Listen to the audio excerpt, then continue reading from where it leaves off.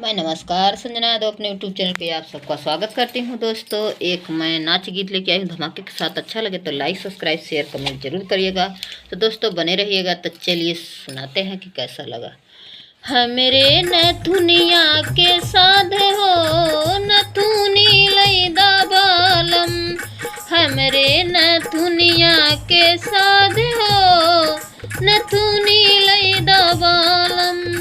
वहीं रे बजरिया में काका बिकत है, वहीं रे बजरिया में काका बिकत है। लड्डू मिठाई रसेदार हो बर्फी लैदा बालम, लड्डू मिठाई रसेदार हो बर्फी लैदा बालम। हमरे नथुनिया के साध हो नथुनी लैदा बालम, हमरे नथुनिया के साध हो नथुनी लैदा बालम। हमरे नथुनिया के साध हो नथुनी लैदा बालम।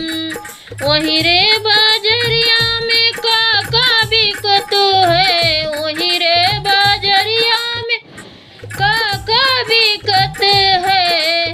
सूट साड़ी सूट सलवार हो ओढ़नी लैदा बालम, साड़ी सूट सलवार हो ओढ़नी लैदा बालम।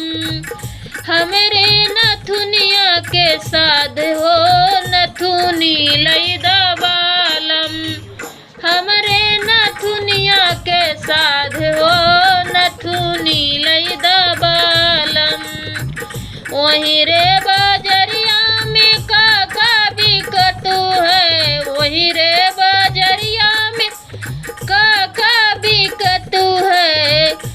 चूड़िया चूड़िया बिंदी मजेदार हो कंगना लैदा बालम, चूड़िया बिंदी मजेदार हो कंगना लैदा बालम। हमरे नथुनिया के साध हो